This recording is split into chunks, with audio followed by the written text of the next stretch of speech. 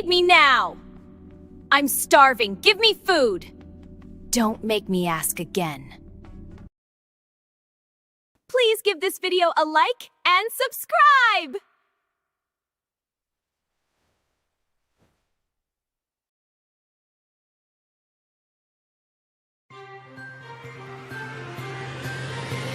This is HBR News number 541, Cartel Craziness, French activist murdered, where we discuss the news of the week and give it the Badger treatment. Hello everybody and welcome back to Honey Badger Radio. I hope you guys are doing well this week and that you're laughing at all of this absurdity so that you're not consumed by it. I'm your host Brian. I'm joined by, as always, my lovely co-hosts Hannah Wallen and Dr. Ranmercam. Hello. Hello. Yes. On this week's HBR News, we're going to be talking about, let's say the temporary arrest of former Prince Andrew, the death of cartel leader El Mencho, a far-right activist is beaten to death in France, far-right in scare quotes, by the way, and more, so stick around, it's going to be a good time. Okay, I know you told us not to react, but I just looked at the new cartoons, and they do seem kind of cursed. A little bit, but it's for the people that, again, it's for I think the mobile. So in case somebody happens to come across it, but it does keep things a little bit more, let's say, active. I will try and not look at them. I'm just going to look at the chat. I'm just hello chat. How are you? See, this is why I do pop out chat. I don't see the cartoons at all right now. Yeah. Okay, but anyway, so be sure to also stick around for the patron show. And on today's patron show, we're going to be looking at a video. It's actually, so someone had AI write for them a female fantasy of a divorce scenario. Don't ask me why women are having divorce fantasies and they want them turned into stories that they can then, I guess, enjoy as fiction, but they do. And this one, well, let's just say it's not real, but I guess it's something that some people would have liked to have seen. So we're going to be looking at this in the patron show. Allison and I almost did a show on it, but then she decided we could probably just do a patron show. So hopefully you guys will be okay with that, and we'll check that out in the patron show. It should be entertaining either way. And if you want to join us for that, then you have to become a Badger yourself by going to feedthebadger.com. And starting a subscription, $5 a month will get you into the Discord where you'll be able to watch all the additional content. And you can give it higher levels so you can be a part of the conversations themselves. And if you don't want to wake up one morning to find that we've been yeeted from the internet, look for our archive content over at badgerfeed.com or honeybadgerradio.com, which is where all of our content lives. So with that all out of the way, let us get into today's stories. So first, we're going to do a follow-up on... I forgot. I do have one bonus story that I wanted to share. This happened last month, but we didn't know about it. So I'm going to tell you guys about Hot Wheels. Does anyone remember Hot Wheels? Yeah. Is real... Yes, Hannah? The 8chan guy, right? Yeah. Yes. So Frederick Brennan is his real name. American software developer and type designer who founded the image board website 8chan in 2013, died on January 10th, 2026, at the age of 31. His passing was confirmed on February 22nd, 2026, by the podcast I'm From the Internet, where he was a regular participant. He died in his sleep, according to his partner, Jay Brandsetter. Brandon initially launched 8chan as a free speech-focused alternative to 4chan, which later became a hub for extremist communities, including the Gamergate movement and the QAnon conspiracy movement, or at least that's what they're calling it. Obviously, QAnon is not a conspiracy. I don't know if you guys know, but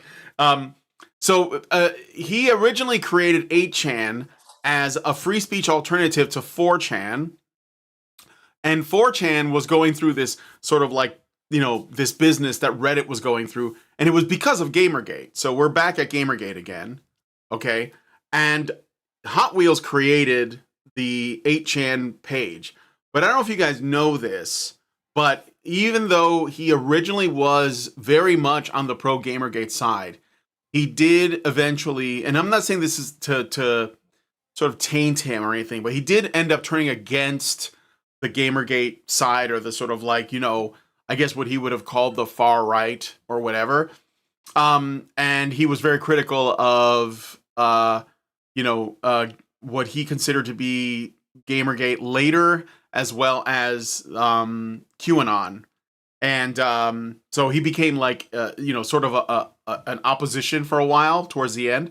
But despite that, I thought it was he's worth mentioning anyway and giving credit, because he was like a free speech warrior, at least at first. I'm sure Yeah. someone got to him. I'm sure Mossad got to him. Allegedly in Minecraft, something like that. You can't be in charge of one of the chans and not have fucking Mossad coming out after you. I'm sure the same thing happened to Moot.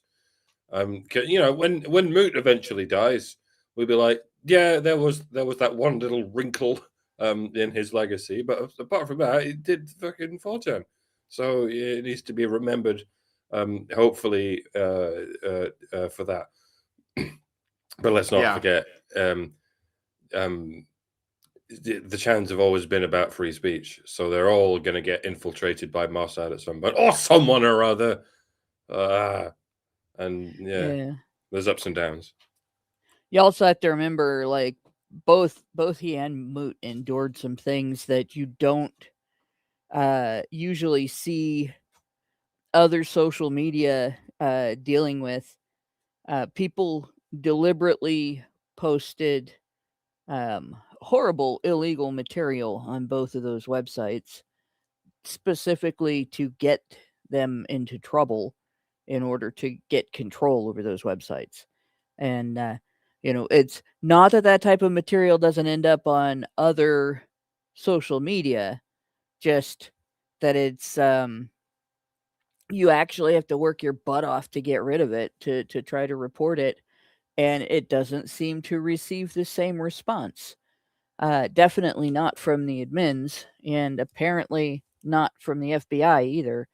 So, but they paid attention to the chans, because that's a free speech environment. They paid attention when it was done to Gab as well, because that's a free speech environment. And I think that's part of why, like, there were rule changes and things like that on both of them that had to happen because of that. So, like, these guys, if they developed, different opinions about the different movements, whether it's right or left wing, whether it's Gamergate, the consumer side of Gamergate, and so on, it's probably because they went through some rather frightening experiences because of that. It's really not fun to have law enforcement approach you looking at you as a criminal, as opposed to, like a complainant or just someone on the street. But in regard to, did they ever come out and actually say who QAnon was, the individual? No. Because here's the thing, right? There was a truth, there was a set of facts that was covered up with regard to illicit activities and horrible abuses taking place that the elites were doing. And then there was Pizzagate, and there was QAnon. And those two things are not the same. And I really think that what happened with QAnon and Pizzagate happened specifically for the purpose of making people who were noticing and talking about the reality look crazy. I still hold that it was a psyop to silence people who were talking about what was really happening. And so far, the evidence that's come out, that's really more what it implicates about QAnon and Pizzagate than anything. Yeah. Well, I thought I would just give this a quick mention. It wasn't one of the stories, but I learned about it, even though this happened a month ago. So, rest in peace, Hot Wheels. And yeah, I mean, I think that he was, despite, his I guess you could say, his shift in position later, I'm okay with like the stuff that he did for us, so I'm grateful. And it was wonderful that he gave people a place to talk. Yeah. Yeah, ultimately. Anyway, let us know what you guys think about this one in the comments. Again, if you want to send a super chow at any point during the show, go to feedthebadger.com/just the tip. It's really the best way to send us a message because YouTube tends to, first of all, take like 30% off the super chats. So you're basically just giving Google money, which you can do if you want to. And the other thing is that not, sometimes the super chats get censored or something happens to them. You can also, if you're on Rumble, you can just send on Rumble because Rumble's totally awesome. And that's also an alternative. So anyway, let's get into the story. So we got to do a little bit of a catch up. We're going to talk about Prince Andrew really quick. So on February 19, 2026, Andrew Mountbatten Windsor, wow, that's quite the name. Mountbatten Windsor, formerly known as Prince Andrew, the younger brother of King Charles III, was arrested by Thomas Valley Police at his home in the Sandringham estate in Norfolk, England. The arrest occurred on his 66th birthday and was on suspicion of misconduct in public office. This stemmed from recent revelations in newly released Jeffrey Epstein files, which allegedly showed that Andrew shared confidential UK government trade information with the late convicted sex offender Jeffrey Epstein around 2010 during his tenure as Britain's special trade envoy, which was from 2001 to 2011. He was held in custody for approximately 11 hours at Aylsham police station, questioned and then Aylsham. released. Aylsham? Aylsham. Aylsham, okay. Aylsham police station, questioned and then released under investigation, meaning no charges have been filed yet, and the probe continues, including ongoing searches at properties like Royal Lodge in Windsor. The unprecedented arrest marks the first time in modern history that a senior member of the British royal family has been taken into police custody, intensifying scrutiny on the monarchy amid Andrew's long-standing Epstein ties. King Charles III responded by stating that, quote, "The law must take its course," end quote, emphasizing full cooperation with authorities and avoiding direct comment on his brother. Andrew has consistently denied wrongdoing related to Epstein, and while this development does not involve sexual misconduct allegations, which is like, kind of like the point of the story, because a lot of people are saying that it was, it has sparked widespread media coverage, public shock, and discussions about potential further fallout for the royal family, including calls for inquiries into his past role and spending. Allow me, if you will, to simultaneously play devil's advocate and angel's advocate. In terms of angel's advocate, he's being arrested because of the trading of state secrets. That much can be ascertained from the recent illuminations, and that's what is vaguely entailed in the charge of misconduct in public office. For a few days, people in Britain were going, "Why hasn't Peter Mandelson been arrested? He did exactly the same shit." Anyone outside the UK is unlikely to know or understand who Peter Mandelson is. He's affectionately known as Mandy, by the way. He's kind of like the equivalent of Dick Cheney or Donald Rumsfeld or Karl Rove or kind of Henry Kissinger. Well, Alistair Campbell is more like the Kissinger figure. But the point is, the shit the Bush administration was pulling off at the time is the same shit that the Labour Party was pulling off at the time, subverting every failsafe between peace and chaos so as to plunge the West into as many forever wars as possible. And Peter Mandelson felt that this was an apposite time to start revealing state secrets to the Jeffrey Epstein network in exchange for, well, that much is down to speculation. I'm going to have to do some kind of Barry Manilow medley so as to express this musically. Oh, Mandy, you traded your nation for handies from Ukrainian twinks. I haven't quite ironed out the details yet. Oh, Andrew, you something. I'm going to have to throw Copacabana in there as well as some kind of description of Epstein's Island. Yeah, in the group, soap opera manor. Yep, that's very fitting. That's where it's stashed when Mossad shills can cash in at the some. It's going to be epic. Don't worry about it. It's going to be well good. But yeah, Peter Mandelson has also been arrested a couple of days ago, also under charges of misconduct in public office, which is another rare moment of some encouraging white pilling. Frankly, finally something is happening. Quite why the fuck Tony Blair hasn't been arrested is a confounding mystery.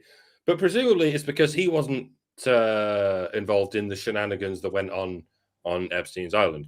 What went on Epstein's Island was, well, noncing, obviously, but it wasn't always direct noncing. Sometimes it was just entrapment through apparent noncing. The likes of Mandy and Andrew would turn up on the island for the sake of illegally trading state secrets, and then Epstein brought out the underage sex slaves and went, "Smile, you're on candid camera," and then boom, he's got them all in the palm of his hand, and he has everything he needs for his dead man's switch. Now, I'm not saying that Andrew or Mandy are not guilty of noncing. They very well might be, but there is a possibility that just because there's such naive, posh ponces, they went into this endeavor not expecting the apparent noncery. They only went in there to trade state secrets, and then the noncery was thrust upon them, and that doesn't excuse them from the crime of trading state secrets. People are out here demanding blood, demanding arrests for the crime of noncing. But that's because people are emotional creatures. They are fully or automatically preloaded to be deeply, viscerally disgusted by the crime of noncing. And in that red mist, they can lose sight of any other crimes. And that emotional red mist is what Epstein was using to his advantage. Like, you may think you can get away with betraying your nation, but, you know, people these days don't really give a shit about that, especially when they've been primed to hate their own nation anyway and not really give a shit when it's being sold off to the highest bidder.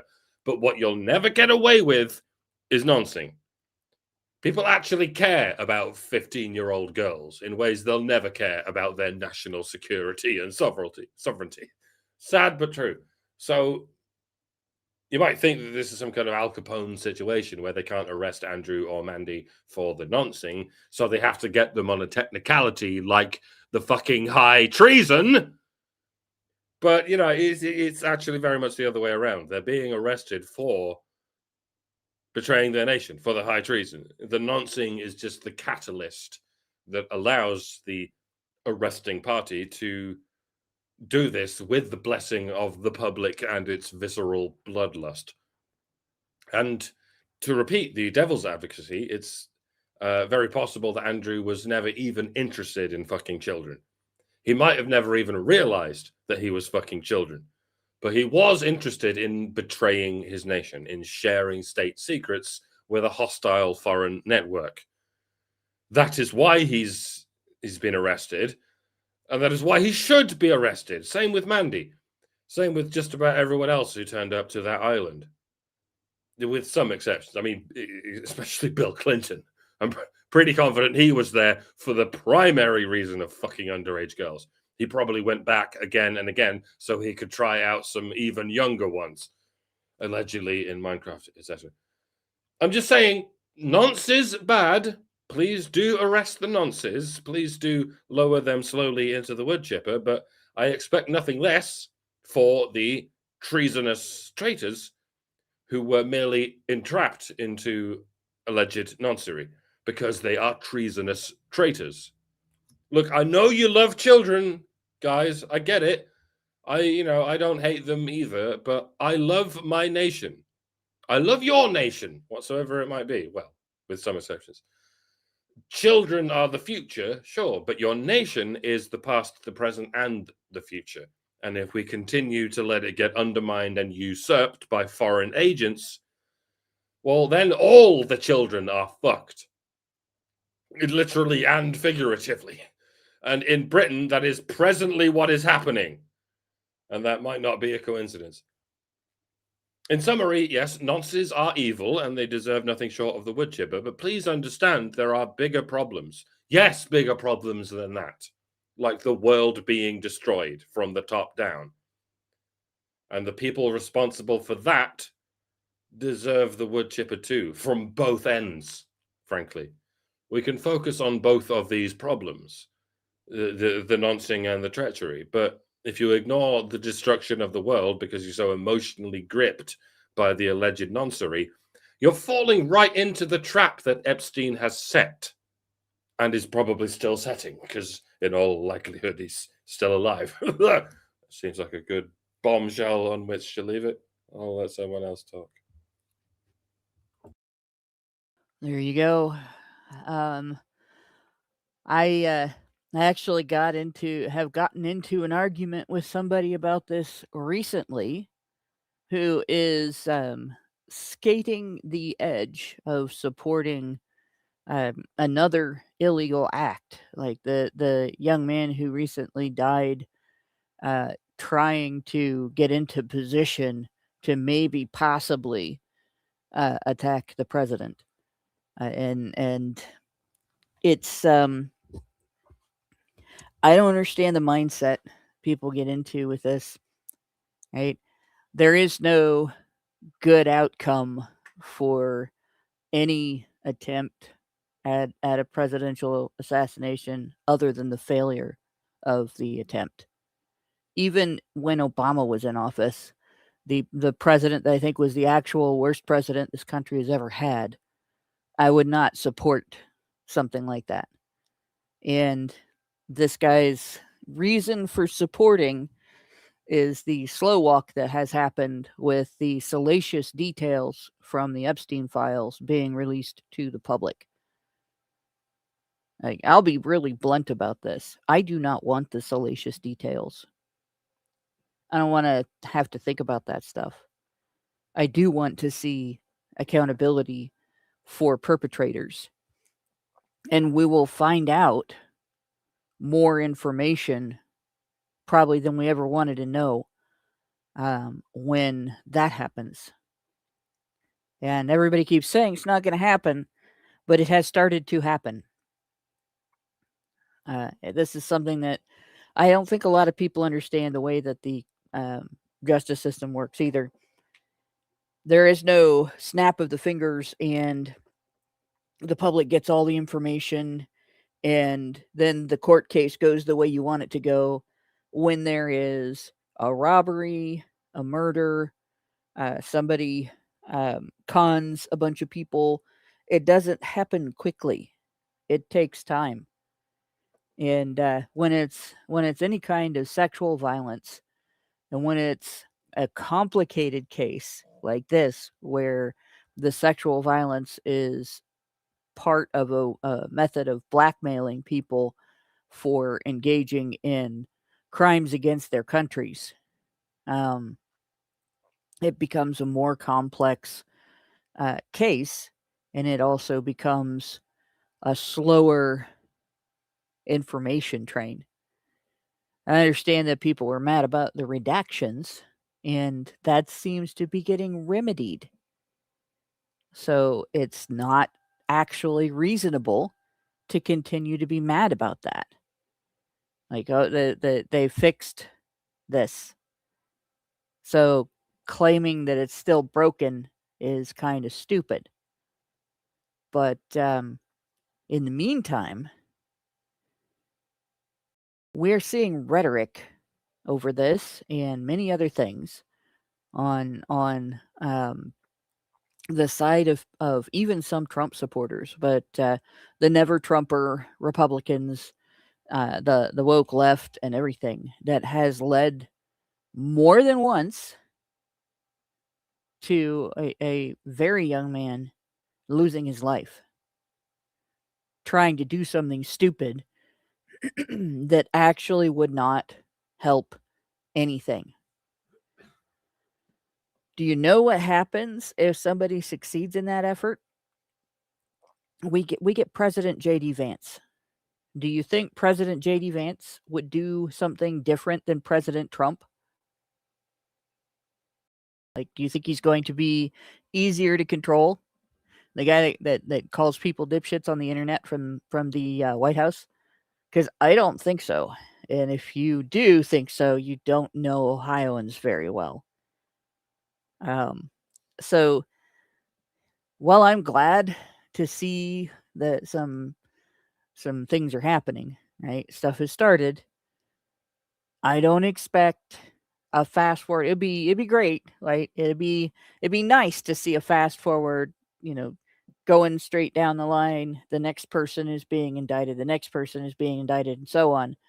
That has engaged in crimes. But because it is hard to sort out the difference between, who was there because they were a pedo versus who was there to trade state secrets and got blackmailed, or who was there for other reasons and got blackmailed, and who participated in the blackmailing and then claimed to be a victim versus who was an actual victim. I think that the wheels of justice are going to have to roll slowly on this in order to ensure that they don't get off track. And that's something that you have to be okay with if you care about justice and it's not about revenge and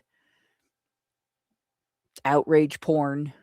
Like, this is probably the biggest outrage porn dump for the outrage porn crowd that has happened in our whole lifetimes. Right?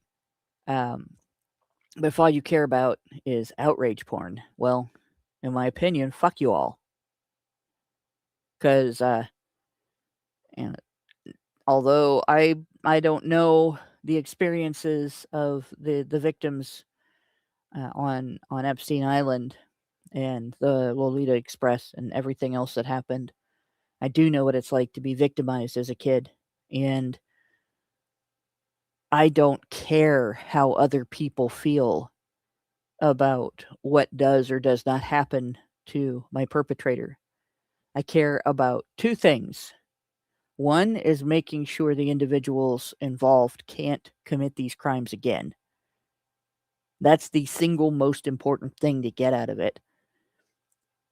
And two, that justice is done and not a bunch of injustices because people are wallowing in outrage porn. And I hope that if those two things occur, that the victims will get peace out of it. Really, it's about the actual crimes that people committed. It's not about outrage. Outrage is a response to wrongdoing. No, it's not supposed to be a response to, somebody getting caught up in something that they didn't intend to get caught up in. It should be kept in check enough for people to behave reasonably and rationally in response to something like this. And if somebody committed treason, that is a crime with many, many more victims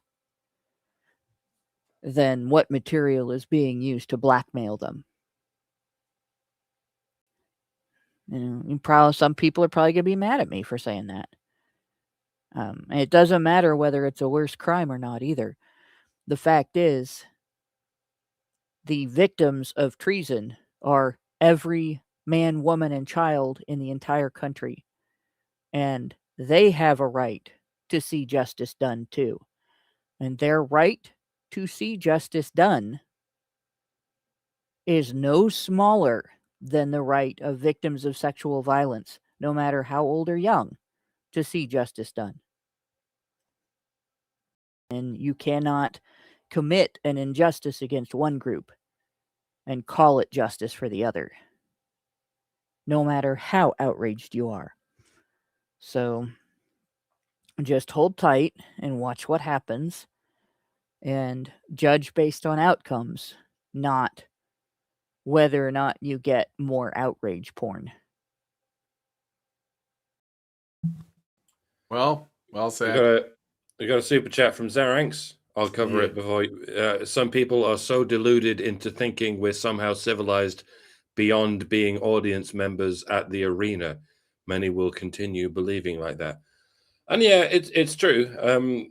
And just like at, for instance, a comedy show, if one member of the audience stands up and starts shouting, that they'll be treated like a heckler.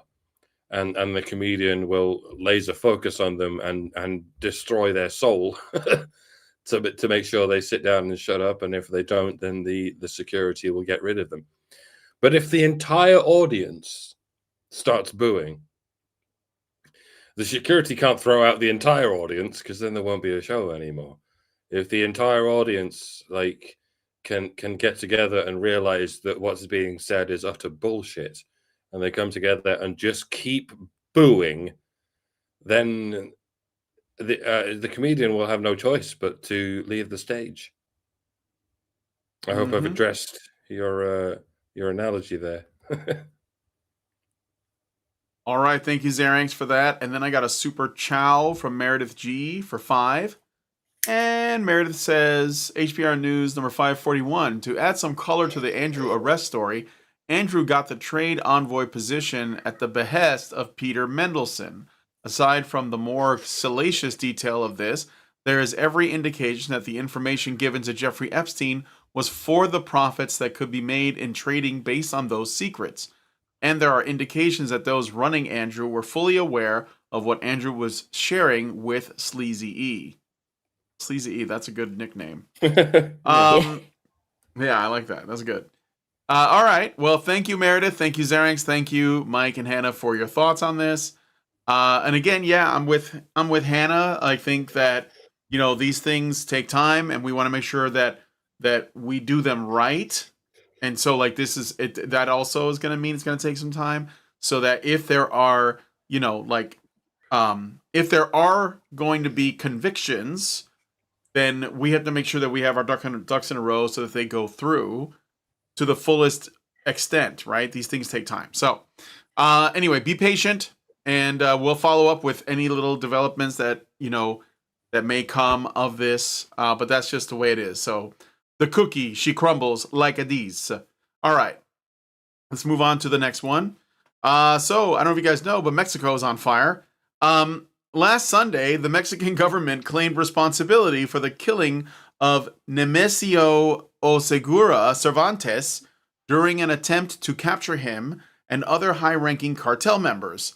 Cervantes, better known as El Mencho, was the leader of the Jalisco. If people say Jalisco, but in Spanish, the J has an H sound.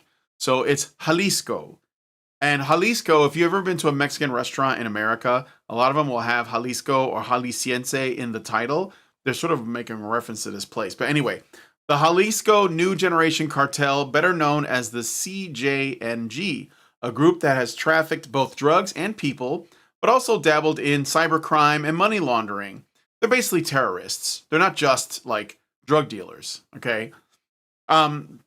His death sparked a torrent of cartel violence aimed at the government, law enforcement, and civilians alike. In at least 13 states, vehicles were torched, roadblocks were established, buildings were firebombed, and at least a dozen Mexican National Guards have been killed. Guadalajara, one of the larger cities in Mexico, saw enough violence that concert venues, sporting events, and even the airport had to be closed. Those poor Canadians. The U.S. has warned civilians trapped in the following states: Jalisco, Tamaulipas, Michoacan, Guerrero, and Nuevo León to shelter in place. Mexican President Claudia Sheinbaum stated, quote, "There is complete coordination with all the state governments. We must stay informed and calm. Activities are proceeding normally across most of the country," end quote. Oh, sounds like we need, I don't know, like some kind of barrier between us and them. I mean, just, I'm just saying, like, probably be a good idea. Yeah, go ahead. Finish your thought, because I'm going to be going on for like a while. Oh, well, I mean, like I mean, there's like the obvious, build a wall. There is like some other data that suggests that one of the sort of Mexican states that touches the border with America, like with the United States, that is actually like has an extremely high terror threat. It's like on par with like countries in the Middle East. So we're not like when people talk about Mexico and like why there are dangerous people there, they don't really like they think of it like, oh well, I went to, you know, Mexico City or some tourist trap one year and I think it's beautiful and all that, but there are really dangerous like there are parts in Mexico, just like in a lot of islands in the Caribbean, where people just disappear and no one talks about it. Like Jamaica, you can disappear there. Mexico, you can disappear there. You know, the Haiti is really bad. You know, Honduras. So it's like it's one of these realities that I think people don't want to face about the world outside of, you know, whatever bubble you live in. And I was sort of making a joke about Canadians, but there was another statistic that showed so Canada or Canadians are not happy with Americans because of Trump, right? So they're like they watch TV, they get told how to feel about America, and what it resulted in, at least in large parts of Canada, like Ontario, Vancouver, and Quebec, the tourism in America went down like, I don't know, 20% or something, and it went up in Mexico 11%. And the videos that have leaked about people who are trapped there, and I think it's terrible that they're in that situation, but they're all Canadians that were like they thought that Mexico was a safer country than the United States. And and my warning to that, to my, I guess the thing that the takeaway from that is that this is like propaganda that did that, you know, that put them in that position. So anyway, I hope they get a reality check. And it's unfortunate that this happened, and I think that it's important that we understand that Mexico is not really our friend. I mean, I'm not saying that they're our enemy, but they're not exactly like an ally. Like they've allowed this to get to this point. And I blame not the Mexican people, but entirely at the foot of the government there. So anyway, that's it. The guy from El Salvador, he was right. Bukele, he was right. And he's vindicated. So is Trump. But anyway, that's it for me. Yeah, that segues quite well into what I'm going to say. So do these riots remind anyone of anything? Anything that happened quite recently in the United States and then all across the Western world? The fact that the drug cartels have such widespread power and influence that they can flare up such riots across the country as and when one of their holy criminals gets martyred kind of really illustrates the stranglehold they have, and that they can produce such wanton destruction at the drop of a hat. Well, isn't it funny how the same thing happened in the USA and the UK and the entire Anglosphere and in Europe when a certain criminal died from a fentanyl overdose, which ironically can probably be blamed on whosoever is importing all of the fucking fentanyl. I know it's China, but it's, you know, it's going through certain borders, and that includes the Mexican border. And where we should have been blaming the criminals who supplied the drug that killed him, instead the blame was all placed on the last man to interact with him on camera before he succumbed to his drug overdose, a Mr. Derek Chauvin, who only by the grace of God is still managing to survive in the slow death sentence into which he has been plunged. It goes to show you what the USA equivalent of the drug cartels is. The American equivalent of the mob of criminals who have such a violent stranglehold over the equilibrium of Western civilization. It's the race baiters. There are people dying from overdoses from cartel-tainted drugs all the fucking time. But if the race baiters in the media and the government want to create destruction and chaos and general disarray at any given time, all they have to do is pounce on the latest video footage of the tragic and untimely death of someone in their holy client group, and they'll do it again. probably just before the midterms and or just before the general election. And I say this not just to meddle in American affairs. The same shit happened in the UK from the very same people who fucking hate America and view it as the great Satan and will jump on the likes of Elon Musk every time he gives his 2 cents on the state of British politics. How dare you give your opinion on British politics? We don't want foreigners interfering in our political process. Meanwhile, a counterfeit shoplifter dies from a fentanyl overdose 4,000 miles away, and it's, well, fuck the lockdowns. We need to march on London in our thousands and start burning everything down and assaulting police horses, and we'll get away with it. And they did. And they will. It's perfectly okay if British people adopt the concerns of Americans, as long as those concerns are Marxist concerns, especially the neo-Marxist concerns of race and gender baiting Americans. I know it sounds like I'm going off on a tangent from the Mexican situation, but at least the Mexican situation is confined to Mexico. These drug cartels do seem to be agents of chaos who are subjecting Mexico to mob rule. But at least the people of the USA and the people of Europe and the people of Australia and the people of the Anglosphere in general can look at that and go, well, that seems fucked up. I do hope Mexico can sort itself out somehow. Ho-hum, I need to go to work. But for some reason, when American leftists feel like burning everything down because a petty criminal drug addict fucked around and found out, everyone needs to follow suit across the fucking globe. Look, I love America and I love Americans, but I cannot fucking stand American Marxists. I can't stand any Marxists, but when I look at the geopolitical state of the world, I can't help but notice that when the American Marxists say jump, the rest of the Western world goes how high. While, very ironically, they continue to view America as the great Satan. The truth is, they view the American right as the great Satan. They worship the American left as their god. Just like they view their own right wing as Satan and their own left wing as God.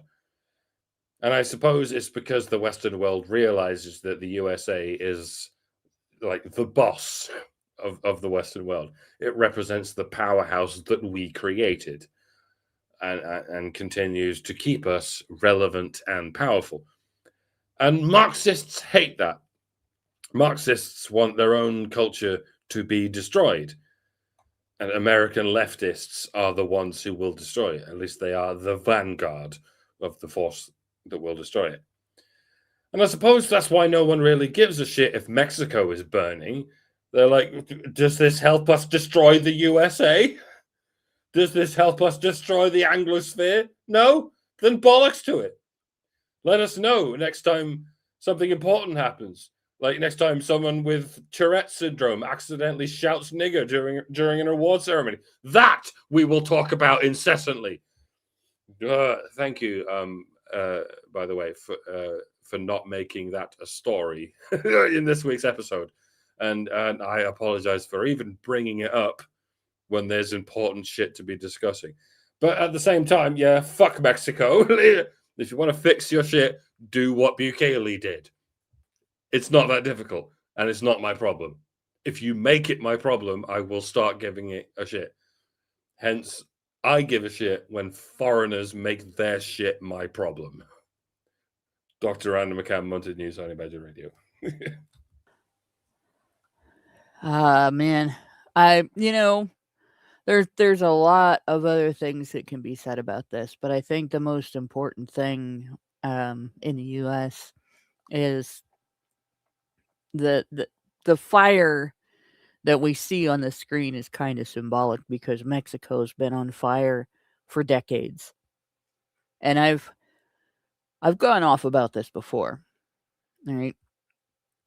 If there were no consumers, there would be no industry.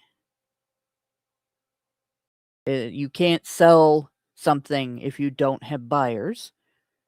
You can't make a profit on something if you don't have the ability to sell it, because nobody will buy it from you. So everything that's going on in Mexico, while the Mexican government corruption and the willingness of people to participate, to get involved in basically the cartel lifestyle, and I know a lot of people now are impressed into it, would be probably the best way to put it. But there's a lot of people who choose it. Right? None of that would be able to happen if it wasn't for the fact that shit tons of spoiled ass college kids in the United States are buying their products. That stuff wouldn't exist if you didn't consume it. It's great that the Mexican government took out one leader. The thing that sucks is that somebody will probably step up to take his place. And none of this is going to be cured until we solve our shit here.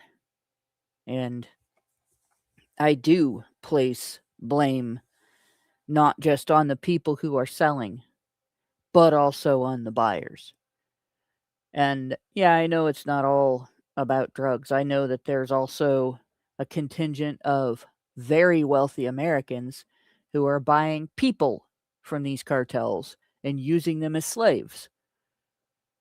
Right? And the people who are protesting the hardest against stopping that are those same spoiled ass American college kids who want to pretend that it's nice to allow that to continue and that it's evil to put a stop to it, because it might mean that some people who migrated here illegally to work under the table get sent home.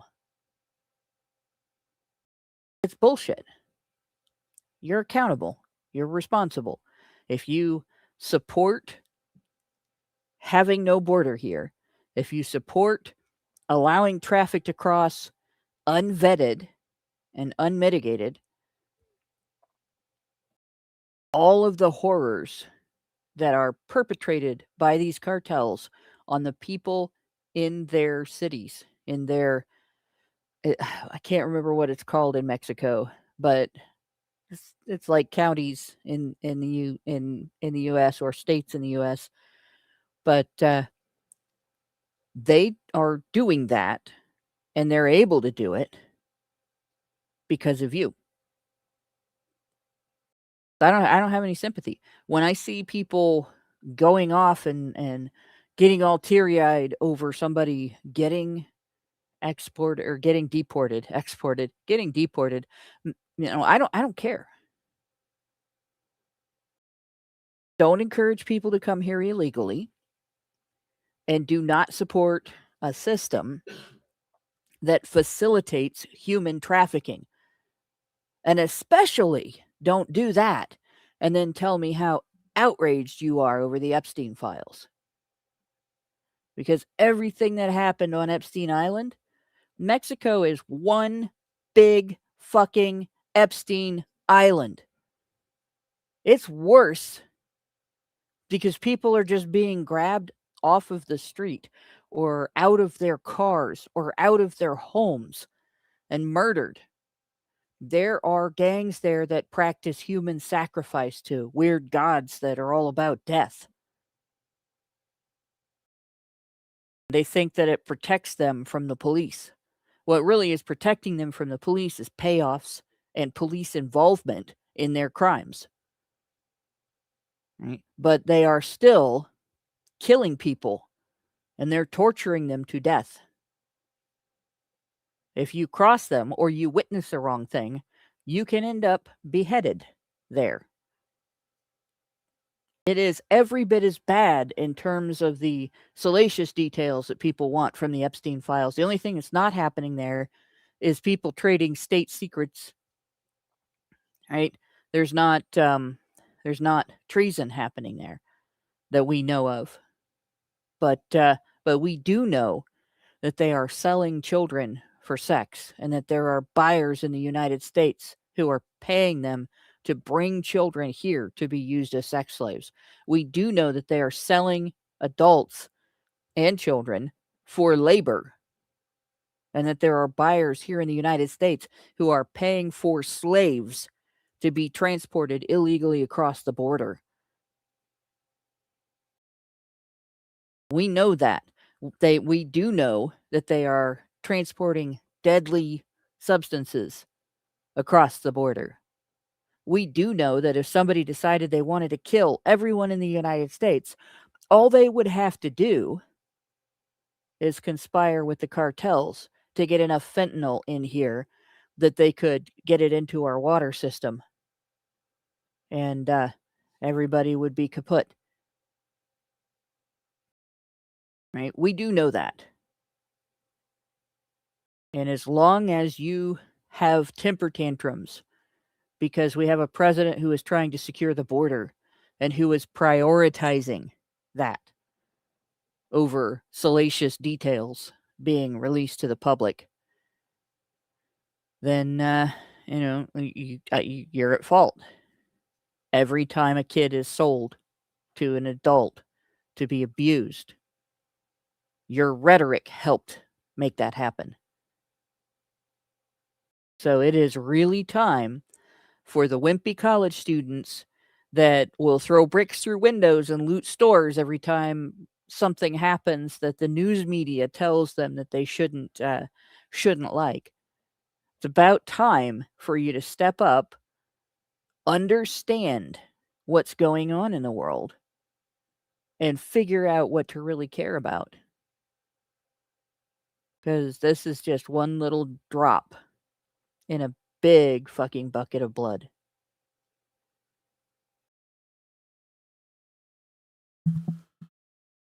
All right. Yeah.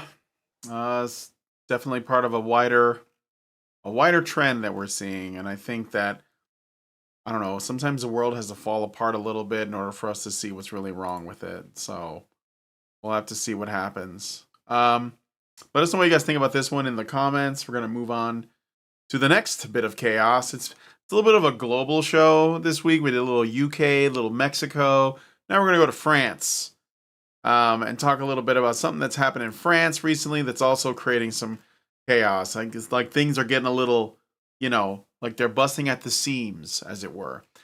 Quentin Deranc, I hope I'm not butchering that, a 23-year-old French mathematics student and nationalist activist, called far right, of course, affiliated with groups like Allobroges Borogin and formerly Action Francois, I guess, or Francaise, I don't know, was fatally beaten in Lyon on February 12, 2026.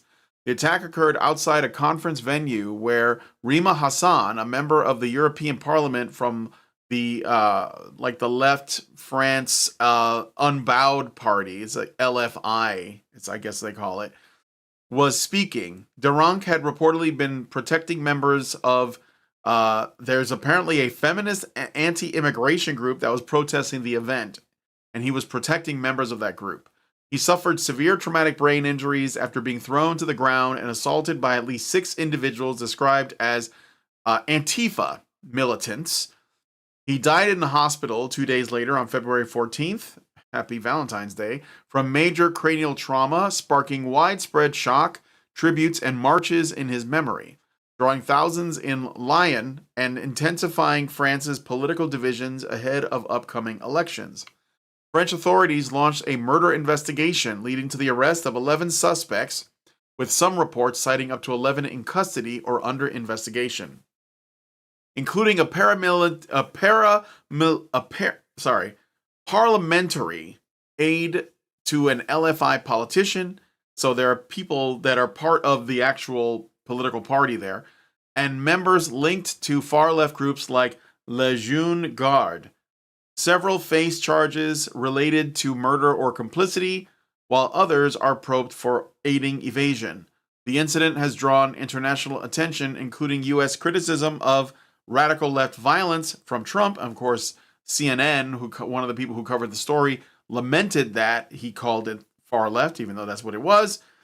From figures across the spectrum, and debates over political responsibility, particularly for LFI, which has distanced itself from the violence.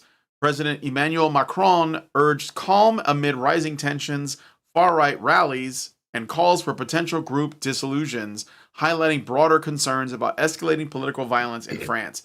So one of the reasons why I brought this up is because we're seeing this stuff happening, and these are in countries where they're like further down the road here, like the road to this sort of like globalist project. And what you think will happen in America, like the United States, you're going to see it happening in Europe first, or you're going to see it happening in countries like South Korea. When I talked about the replacement rates of natives and the problems with birth rates, I said, well, just look at South Korea because they're in worse shape than us. And so this is in a way an opportunity for Americans, or from people from the U.S. to look at that and say, oh, that's where we're headed. We can change course, right?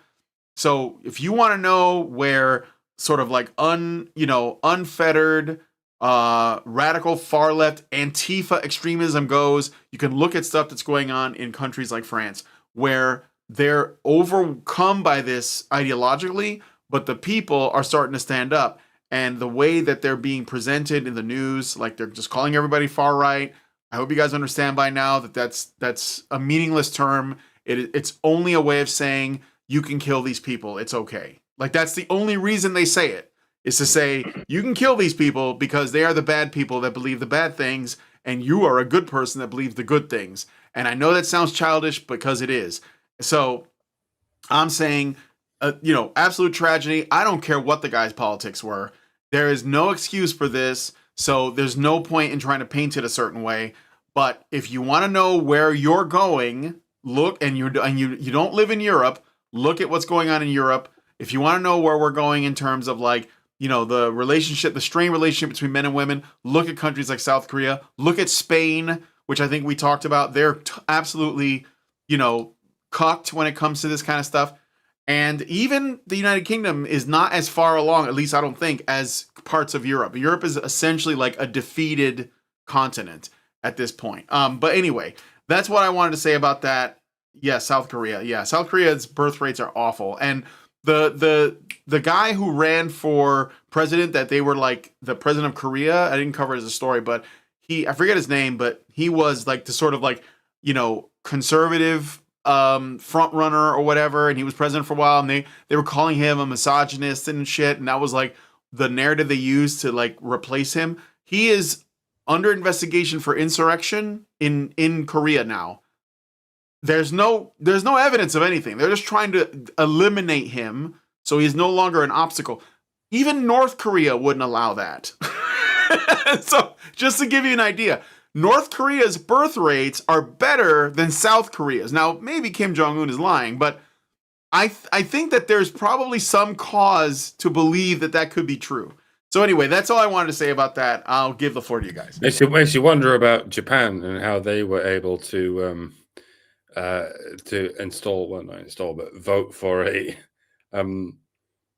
I don't know what the name of the leader is in Japan. I think they're presidents in Japan. They have presidents too. But yeah, they managed to get a right-wing one in, and they're not going to be able to assassinate her because she's a her. And imagine the headlines if a woman was assassinated. Because yeah, in Japan and South Korea, they have the same fucking gynocentric problems that we have over here. But anyway, to get back to the story.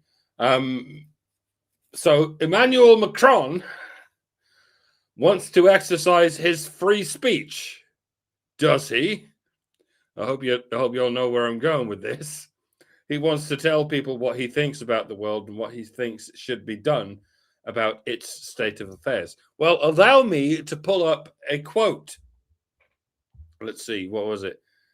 Oh, yeah. Free speech is a pure bullshit. Nobody knows how you are guided through this so-called free speech. Permit me a rebuttal, Mr. Macron. Free speech is not guided. It is not led down a garden path in whatever linear direction it is permitted. Free speech can explore wheresoever it endeavors to explore. That is what free means. And if the press was truly free to cover whatever story is pertinent, we wouldn't be talking about this incident as though it's some kind of anomaly. Do we seriously think this is the first time someone has died at the hands of Antifa? I put it to you that this is a bullshit. People are constantly getting beaten and robbed and murdered at the hands of far leftists, pretending to be nothing but anti-far rightists. It's just that the media doesn't cover it because the media is controlled by far leftists pretending to be nothing but anti-far rightists. We're constantly told that Antifa isn't a thing. It's not an organization. It's just an idea. Okay, let's take that notion on board. Let's wear it like a hat. If Antifa is just an idea, then it encompasses everything that comes with that idea, and that includes mass migration. What does that mean? It means that everyone who has been killed by this mass of immigrants is a victim of this idea that has been implemented under the guise of anti-fascism and doubled down on and tripled down on under the guise of anti-fascism. The idea that national sovereignty should not be a thing because national sovereignty is just fascism after all. So if Antifa is just an idea, then there's no telling how much it has to answer for, how many deaths it has to answer for, not to mention rapes and stabbings and beatings that stopped just short of death. There's no telling because the legacy media doesn't tell it.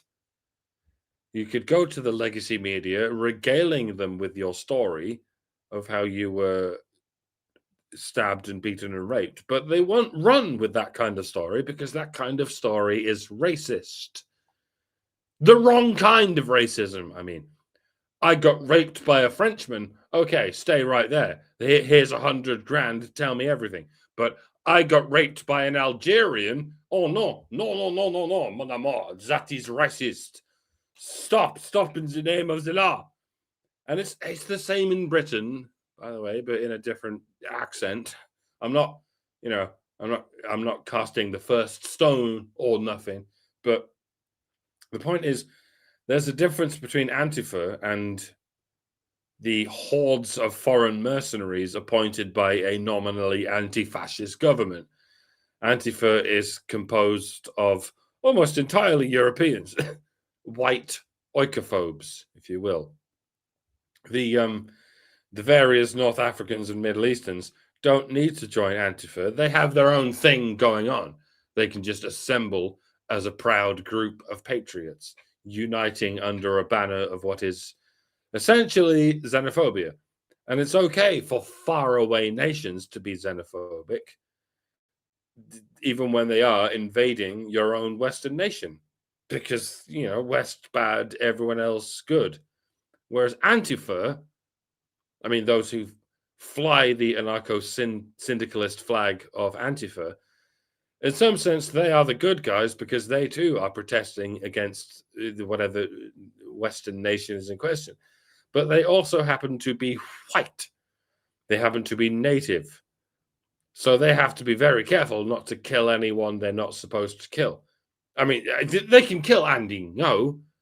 That's fine. Gay Asians don't count. Just like people with Tourette's don't count. Consult the progressive stack. Gays don't present a legitimate threat to our national sovereignty, nor do disabled people. And Asians, well, there's a difference between their government and their people. And their people just come here and mind their own business, and they score well on the SATs. So fuck them.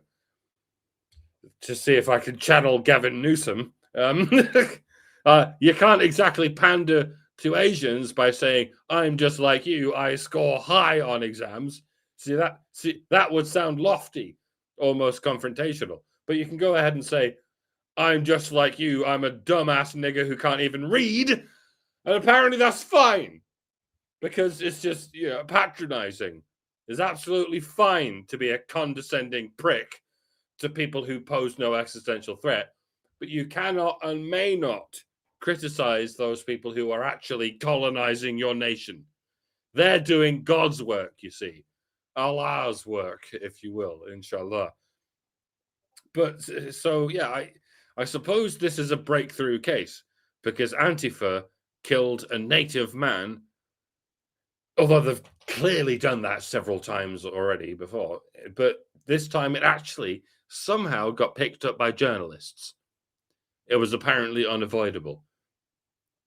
And yeah, I hope the legacy media can actually pick up on this idea and run with it, that the general populace might discover just how violent and murderous these oikophobic communist mobs really are. A boy can dream, and I will dream. And that is all I will do. Excuse me, I need to sleep now. Perchance to dream. All right, Hannah. Everything Mike said, everything Brian said. But one more thing.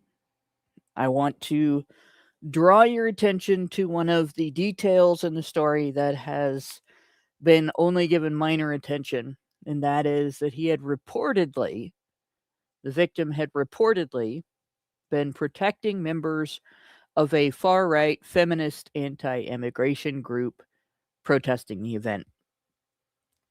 So, guys, I realize that when you're in a large group of people and you're all in agreement about what needs to be protested and discussed and drawn to the attention of the public and made embarrassing for the public officials, when and all that, realize that there will be members of the group that will step up to provide security because you're going to face violent opposition.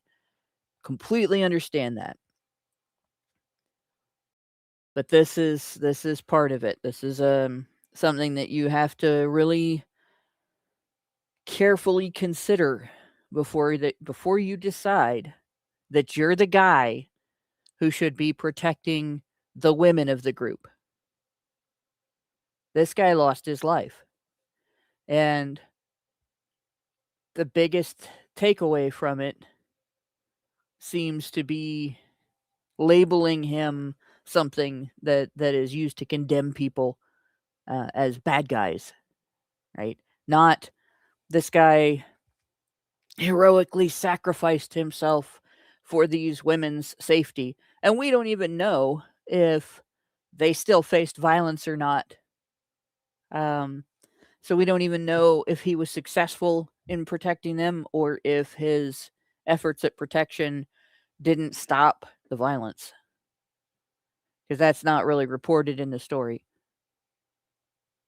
But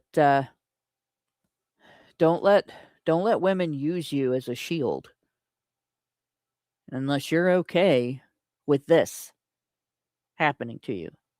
If you're not, and in my opinion you shouldn't be, then if you want to protect the women in your life, you teach them to defend yourselves.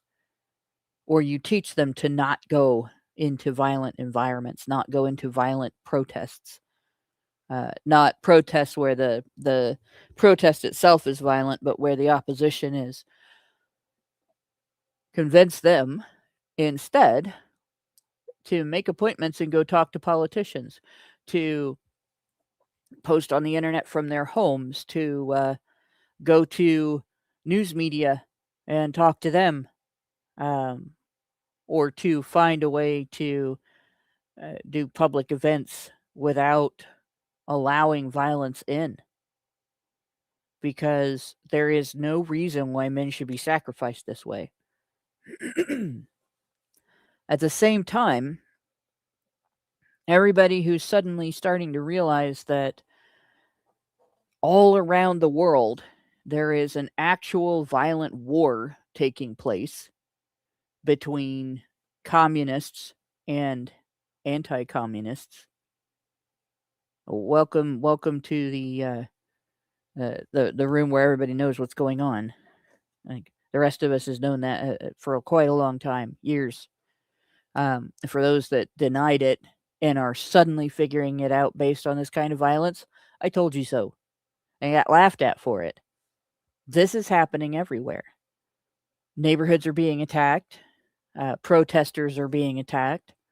In the United States, we had whole neighborhoods burnt down over this. Right? And it was communists versus non-communists and anti-communists, where the violence was on the communist side of things. And it is everywhere else as well. Right?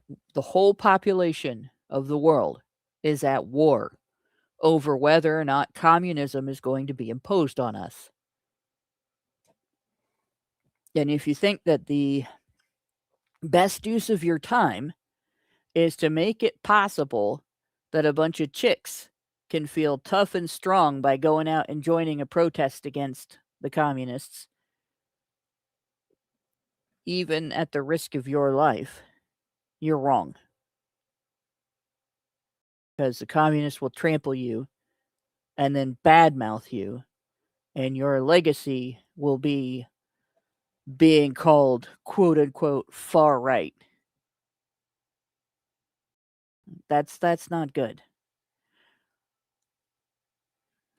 Even if what this guy did was admirable from the sense of he was trying to increase the safety of people in his group. Don't be a simp. Don't be gynocentric about this. It's not worth it. If there has to be fighting done, don't rely on women to be a part of it, because they're not going to be able to protect you. And your efforts at protecting them might just cost you your life. The best use of women's ability to protest, the best use of women's ability to fight this type of war, this type of information war, either has to be done in all women groups that don't use men for protection, or in social pressure, which is the thing that women are the most solid expert at of anything that women can do. And men may even do that better. It's just that women do that a lot better than they do violence, and a lot better than they handle violence. And it's a lot better if women do that than if they get some guy killed trying to protect them from crazy communist assholes.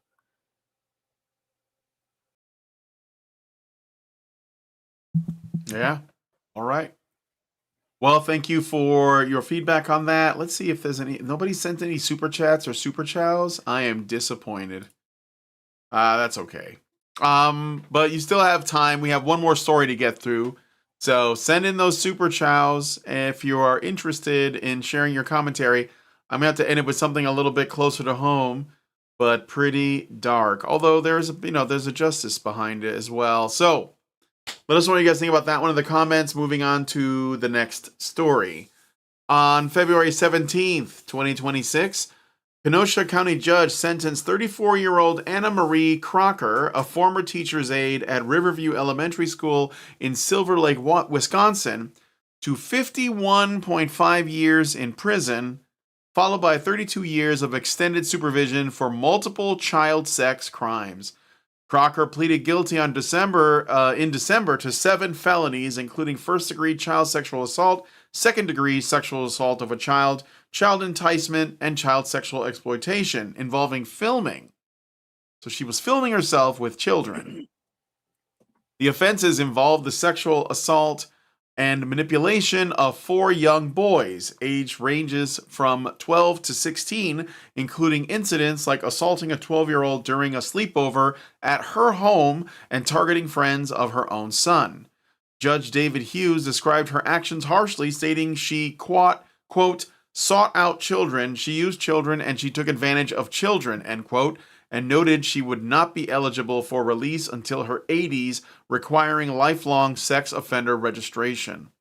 Crocker, a mother of 4, tearfully expressed remorse in court, apologizing and attributing her behavior partly to drugs and alcohol, though she showed little emotion during the sentencing. Case, which shocked the tight-knit Silver Lake community after her 2024 arrest, has drawn significant media attention for the severity of the sentence and the betrayal of trust by a school staffer in a position of authority. Prosecutors and the judge emphasized the predatory nature of the crimes, with one parent speaking out about the lasting impact on victims and the community. All right, the only thing really, like, these stories of like people, women in education that prey on boys, we cover them a lot. We're just, I'm personally, I picked them specifically to highlight the fact that this does happen, so that we don't allow anyone to forget that and try to diminish that or minimize that.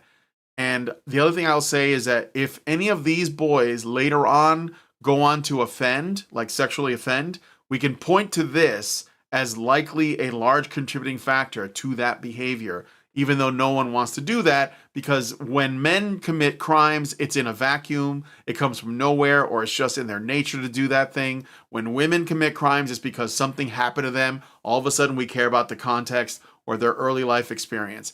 And I'm just going along with what, you know, people like Aaron Pitsey and Warren Farrell and others have said many times is, you know, when you look at men who are on death row, men who are serving long sentences for violent crimes, over 90 to 95% of them have had an abuse in their history and don't have a father. So I'm not saying that's what happened with these kids here, but odds are if they're like, you know, engaging in, I don't know, if she's got them sleeping over and stuff, there's something about that means that there isn't someone to sort of like at least check out the situation to make sure that those children are going to be safe at this other strange home. So anyway, Metal Wolf, thank you for the gifts. Gifted 5 memberships. Thank you, Metal Wolf. Appreciate it. All right, so I will give the floor up to whoever wants to speak. I haven't written anything down for this because I just stared at this story thinking, I can't keep doing this. Like, we get one of these stories every couple of fucking weeks. But while you were reading it out, it made me think of the context of the Epstein bullshit. And like I said in the first story, how the noncery is just used as a form of blackmail, surrounding the sharing of state secrets, which was mostly what the Epstein network was always about. It was just getting impulsive, naive, posh cunts to reveal state secrets using noncery as the point of blackmail. And when you compare that to what's going on in schools and indeed in families where single women are in charge, when you compare it to the Catholic Church or even the Muslim mosque or whatever the equivalent of the Catholic Church is. Yeah, people like to fucking joke about the Catholic Church and how many mainly boys have been, and altar boys have been abused under the guise of this virtue of merely being in this institution. Compare it all to what the fuck is going on in schools right now. And yes, I mean the Epstein files. Yes, there have been nonces on the Epstein Island over the course of the last few decades. And even if they're all guilty, even if all the people I spoke about who were just, tricked into fake noncery, consider all the women who have committed actual noncery. They weren't blackmailed. They weren't coerced into doing something else under the guise of noncery.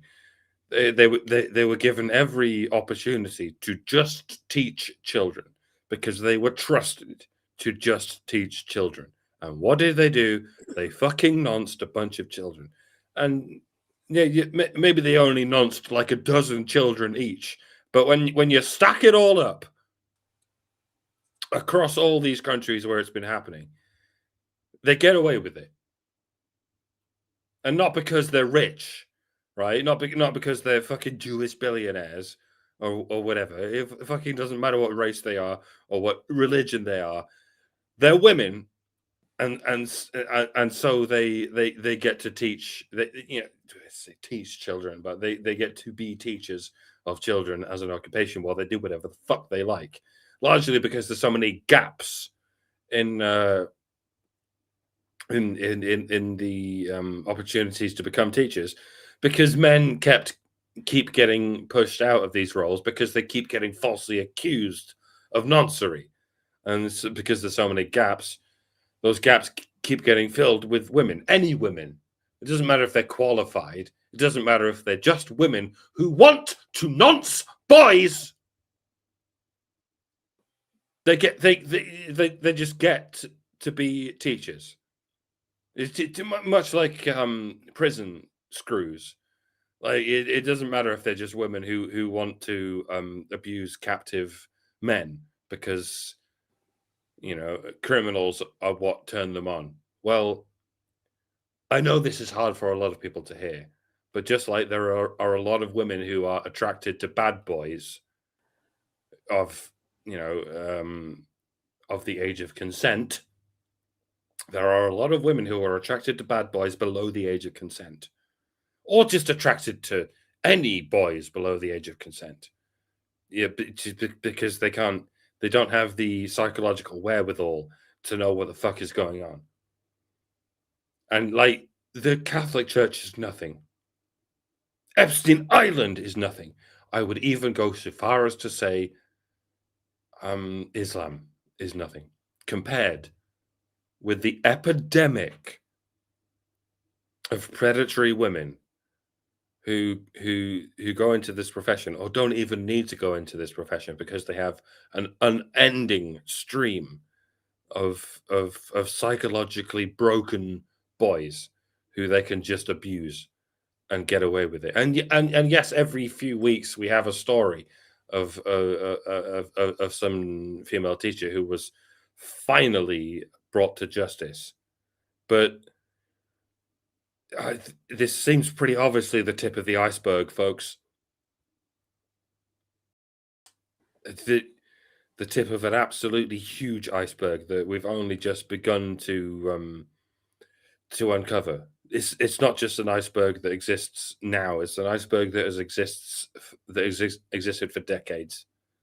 Because it's not as though people clamped down on female pedophiles 30 years ago or fucking 60 years ago. No, there's never been a mechanism in our society for clamping down on female pedos because it's always been assumed that pedos are just men. The pedo is just a male archetype. That pedophilia is just something that males do to women and occasionally boys. No, it's I mean, this could very well go back thousands of years. Maybe tens of thousands of years. I don't even fucking know. Because there's something about gynocentrism, and I don't know how far this gynocentrism goes back, that just assumes that women would never do anything sinister or destructive to men or boys. And this is why we're fighting such an uphill battle against this shit. That the women will rape boys and then get away with it, and then those raped boys, a small percentage of them will go on to become, dare I say, rapists. And then when they commit rapes, everyone goes, oh my God, look at this epidemic of male rapists. Where is this possibly coming from? We must educate males to stop raping, where what we really need to do is educate women to stop raping boys. But no one ever does that. Not here, not in the Muslim world, not in the fucking Epstein world, fucking none of it. We're all suffering from the same delusional, poisoned idea that women have no ill intentions when it comes to men and boys. You have no fucking idea. If only you could imagine how bad it really is.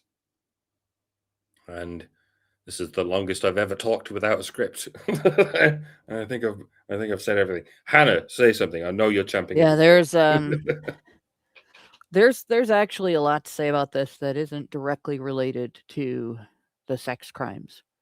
And when Mike says, if only you knew how bad it really is, there's some things you have to understand.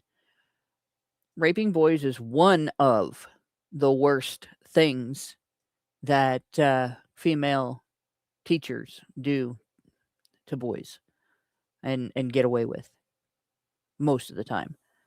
Right? Another one of the worst things they do is discriminate in discipline. Boys are far more likely for the same behaviors to be given detentions, to be given in school or out of school suspensions, to get expelled, to have the police called on them, and end up in juvenile detention, where they will be potentially raped by the female staff there. 95 to 98% of sexual misconduct, staff sexual misconduct reported by inmates at juvenile detention facilities is female perpetrated, despite the fact that less than half of the staff is female. And staff sexual misconduct outnumbers inmate on inmate at male facilities. Inmate on inmate outnumbers staff sexual misconduct at female facilities. Female teachers, another one of the worst things that female teachers do. Boys are 1/3 more likely to be graded higher on a reading test when the teacher does not know that the person who took the test is a boy. That is straight out of The Boy Crisis by Warren Farrell. Right? I was just reminded of that when one of Rollo Tomasi's tweets or posts on X popped up in my feed. I don't usually see stuff from him, but somebody I follow retweeted that, and I had it wasn't something that I had forgotten, but I hadn't thought about that in a long time. So you have this trifecta of evil that is being done to boys in schools. They are treated as if they have not learned what they have learned. So part of boys doing more poorly in school than girls are doing is that their progress isn't actually being noted. Right? They are being abused. They are being psychologically abused by being treated as if their actions are worse because they're boys. So the same actions, the same behaviors are worse and less tolerable because they're boys. And then they are facing sexual violence. And you can actually add a fourth thing too, because boys are more reliant on discovery learning than girls. Boys are more innovative. They have more of that risk-taking tendency. They're more explorative.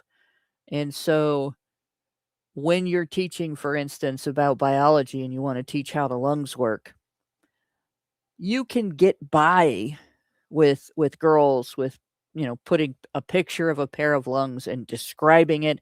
They can pass your tests by filling out answers by rote. This is what the alveoli are. This is what the various parts of the bronchial tubes are, and so on. This is all the functions, and they can remember things word for word. This is how it was written in the book, so this is the answer I'm going to say on the test.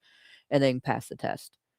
And boys will get a full understanding of all of that if you explain it while you have a sheep's lung on the table that you allow them to use little straws like coffee stir sticks to blow into so they can see them inflate. And, not all female teachers are bad. The teacher that did that for my class was female, but she was old school. And she raised boys of her own. But in reality, most of her teaching was still geared toward the female style of learning.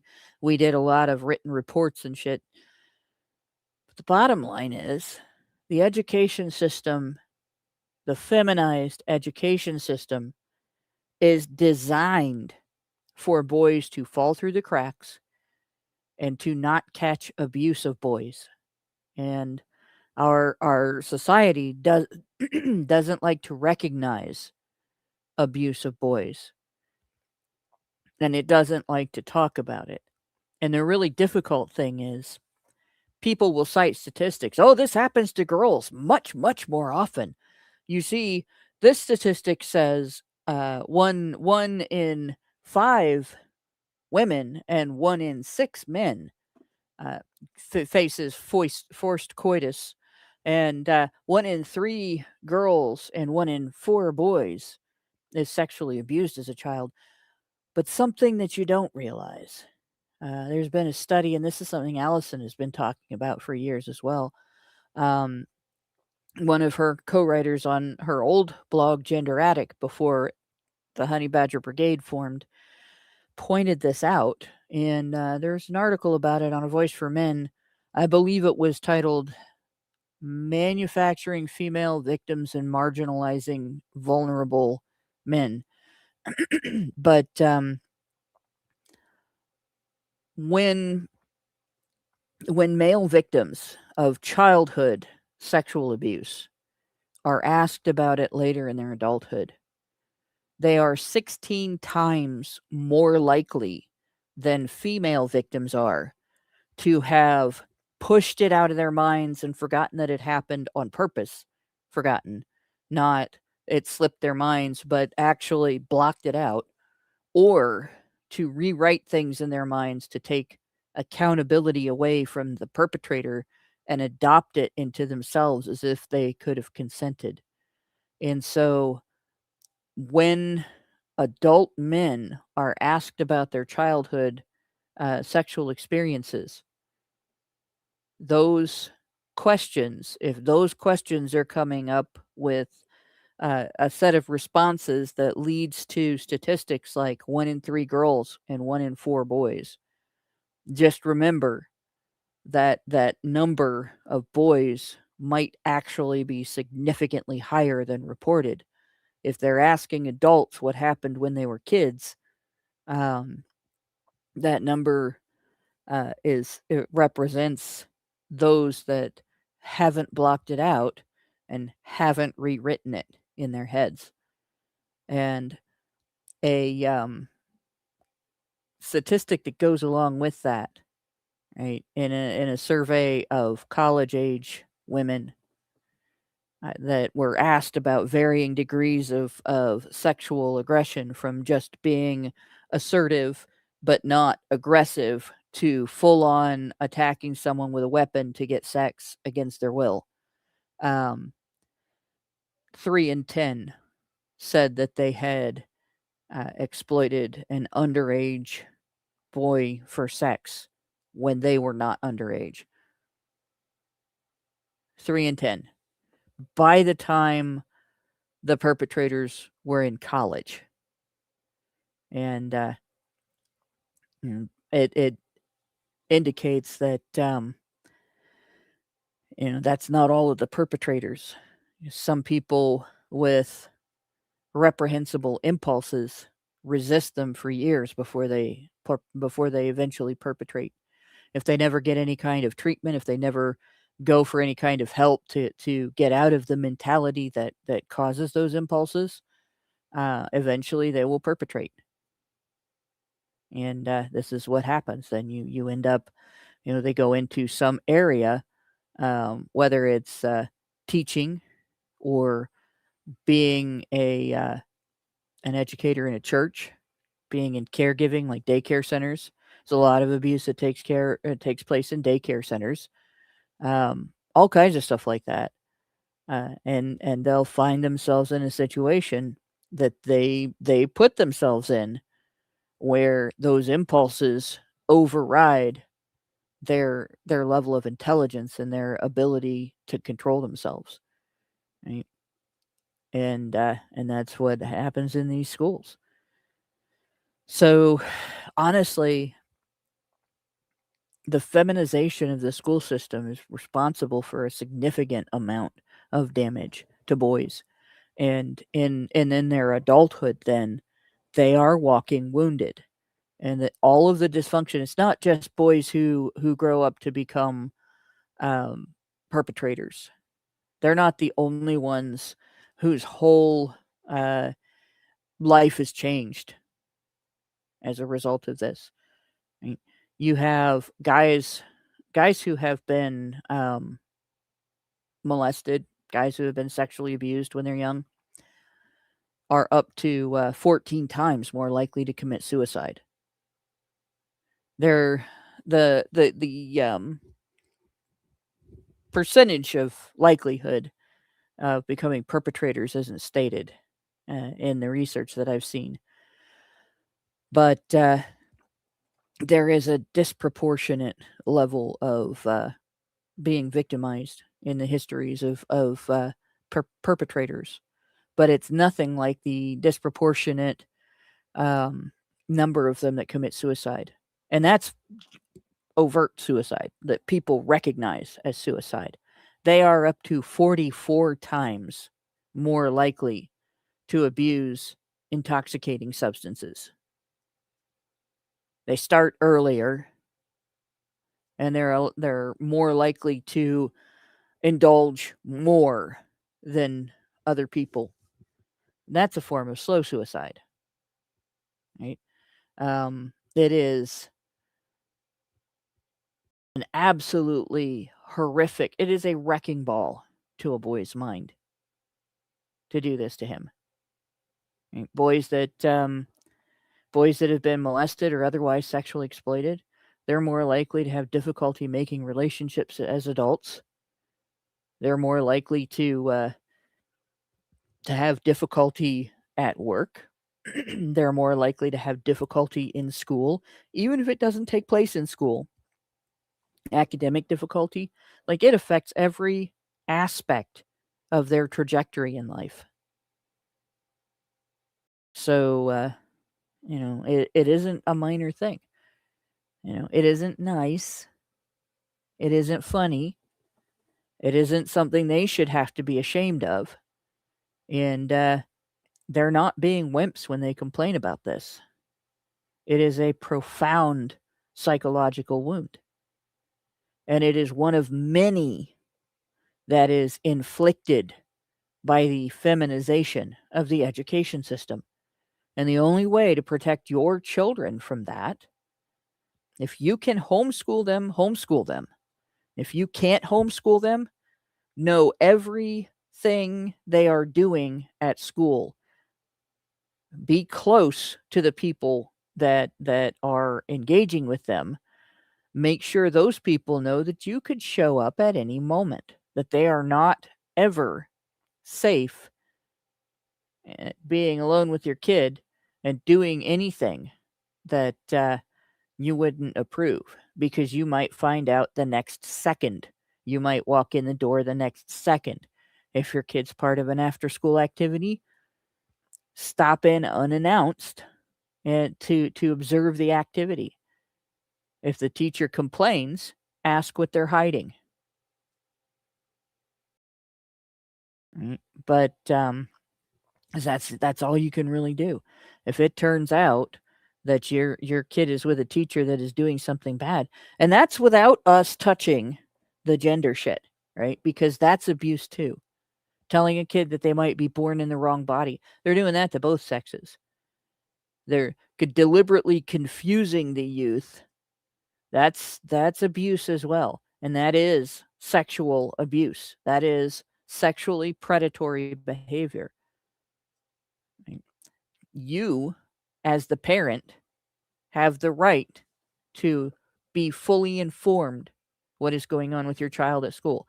If they tell you you're not entitled to certain information about your child's education, you go to your state board or your local board of education, you go to your state board of education, you go to your local whatever news station it is that reports on government overreach and so on, and raise a fuss. You go to other parents and raise a fuss because there is no information about your child's education that you don't have a right to.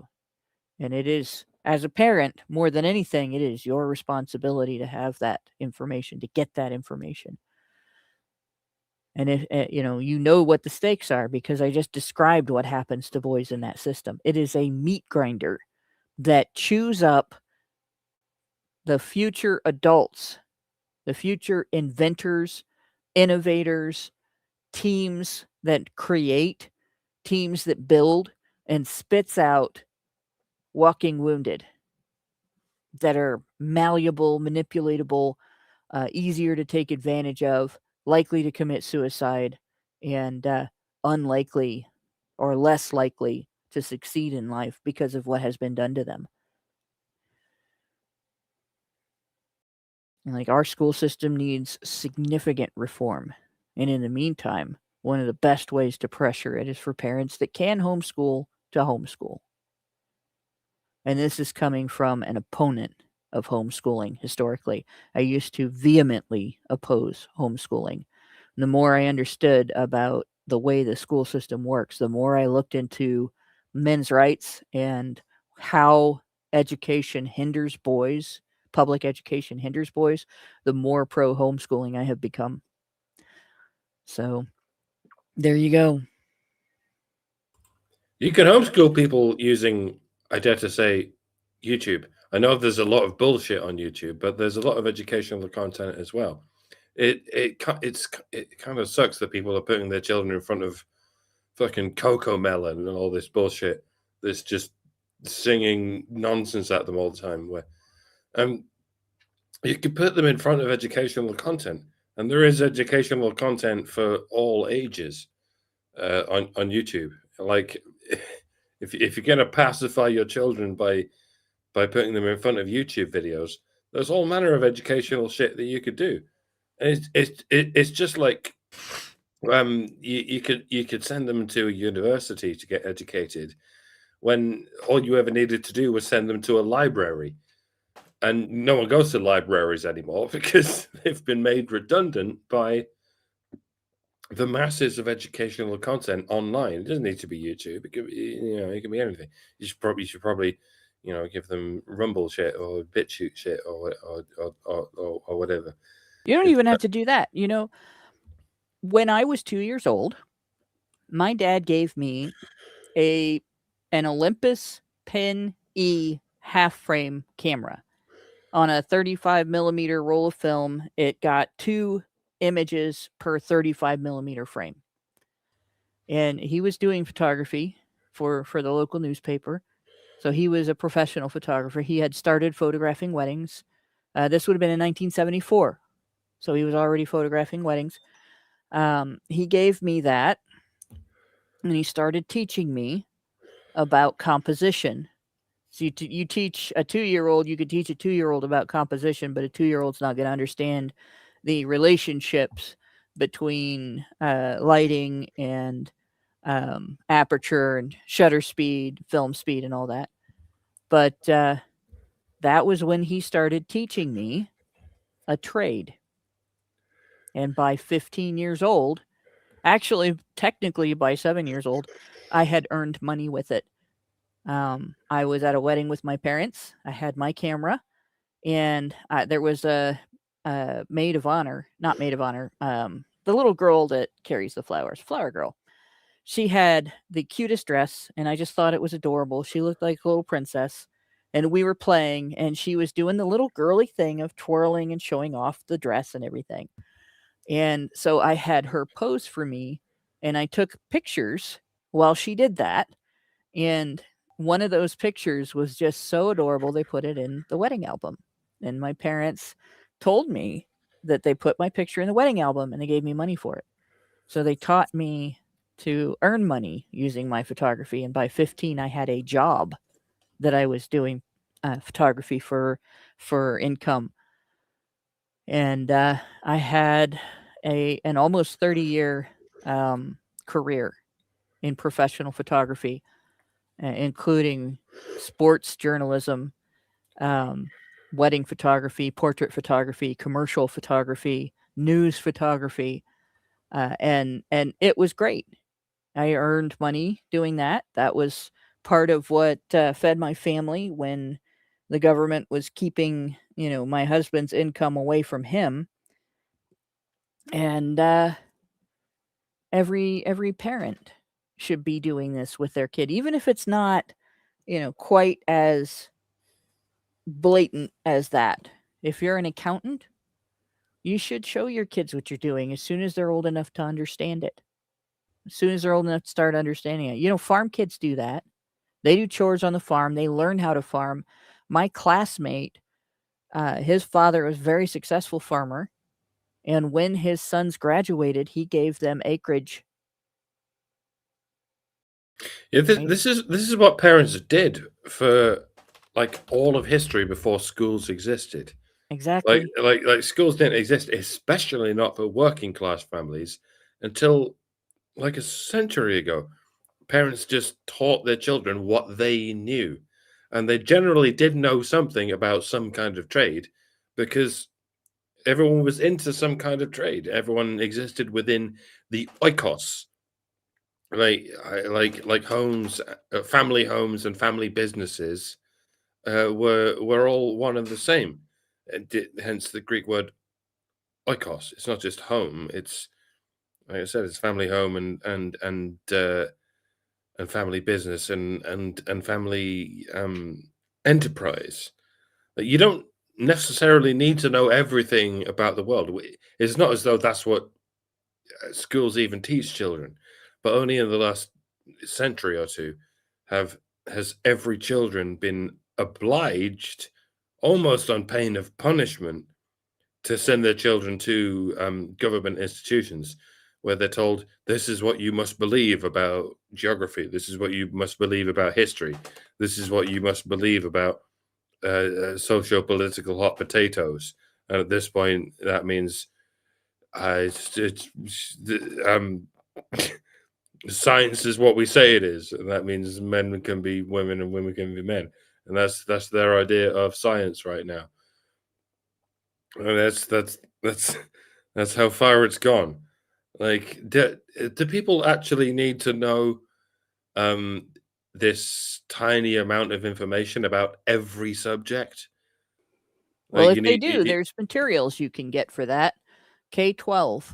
And the nice thing about having those materials and teaching at home is that when you run across things that are political instead of educational, you can alter what the curriculum is in your home from what the curriculum is in the materials that you receive. Yeah, dare I say, progressive development of this is children should be able to do whatever they want. It doesn't matter what their parents were into. If their children are into something else, they should be given every opportunity to pursue that career. And yeah, there's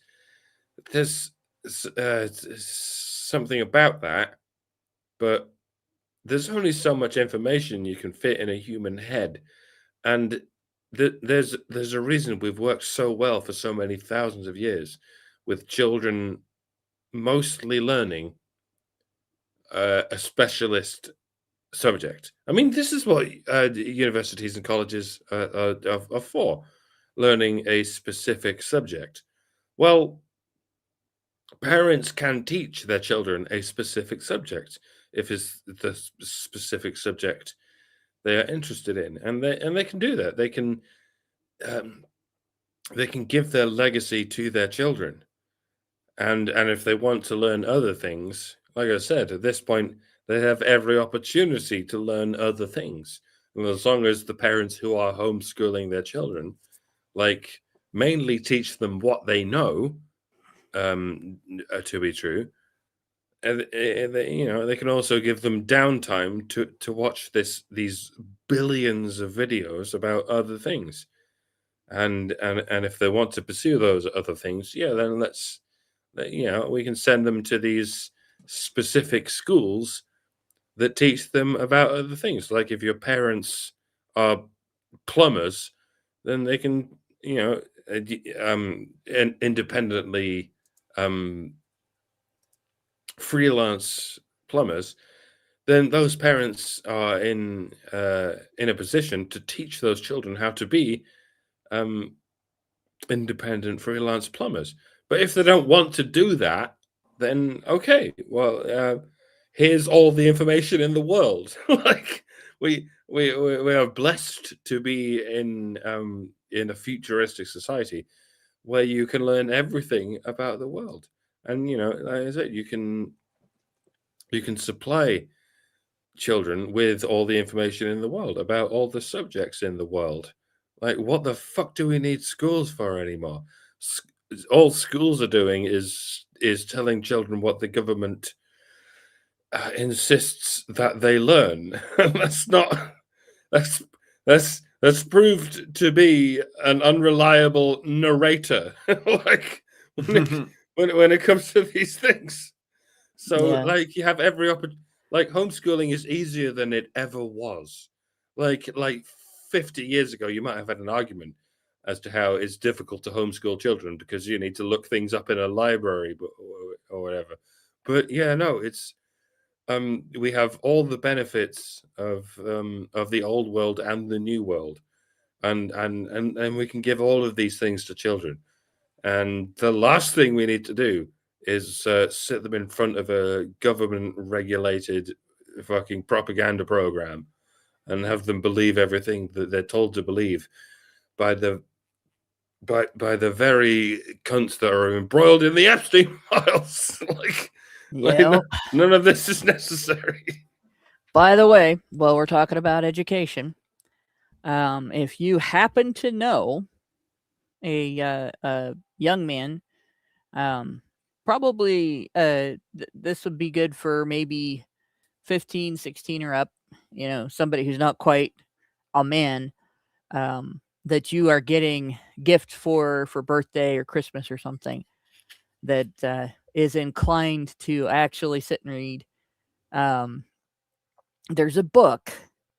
Don't let his mom read it. Don't let his girlfriend or future wife read it, because you'll get in trouble. But it's called Bachelor Pad Economics by Aaron Clary, and it is essential information for young men. Girls won't like it. It's not gynocentric, and there are things in it that if you got an ego and you're female, it becomes. I'm sure it would be a little hard to hear, a little hard to read. If you don't have an ego and you're female, you learn things that are important that you didn't realize were important. But most women are narcissistic, so they wouldn't like it. But Bachelor Pad Economics by Aaron Clary is, in my opinion, something that every guy should read before he gets old enough to sign up for military, university, start his first permanent job, not part-time after school job, but full-time. You're not going to school, you're just doing this job. It's a very, very carefully considered set of facts and information that boys and men can use as a guide for avoiding debt and avoiding other things that are really not beneficial to them in their future. So yes, Bachelor Pad Economics, a financial advice Bible for men. That is correct. And like I said, it's by Aaron Clary. It's on Amazon, and I highly recommend that book.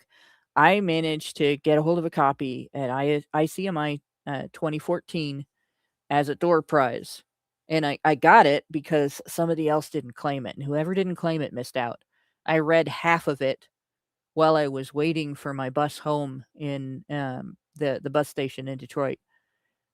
Just the first half of it was enough to convince me that my son needed to read it, and I gave it to him.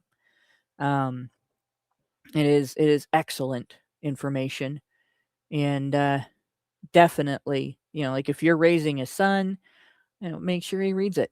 If you have influence on a developing, near adult who can understand everything in it, make sure he reads it.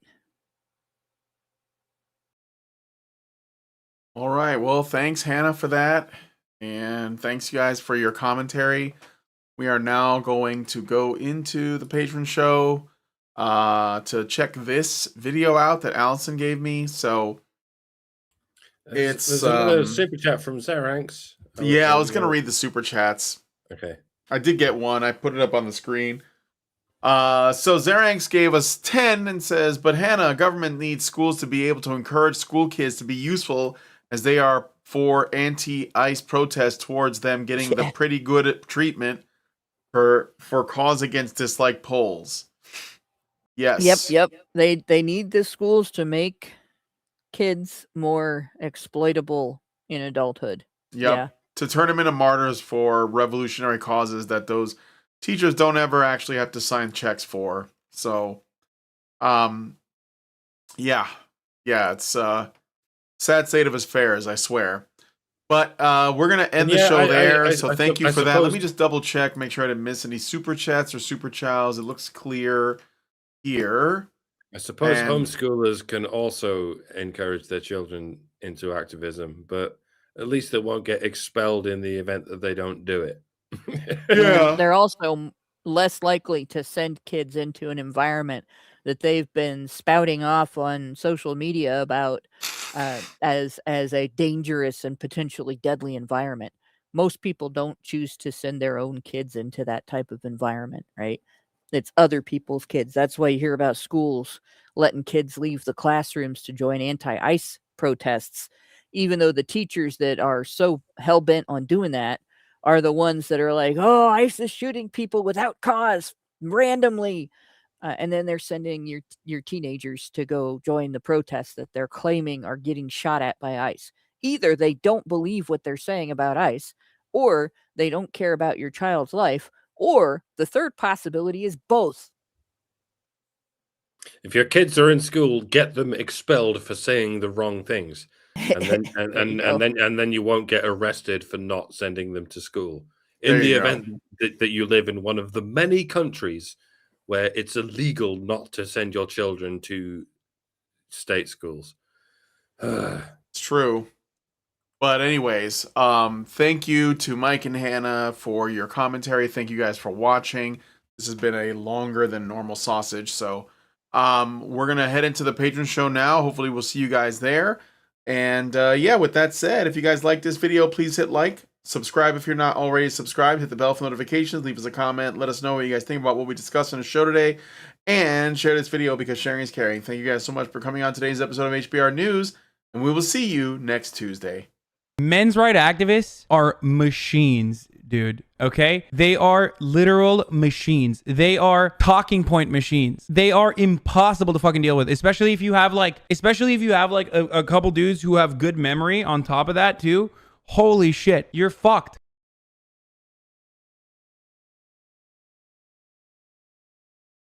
Please give this video a like and subscribe!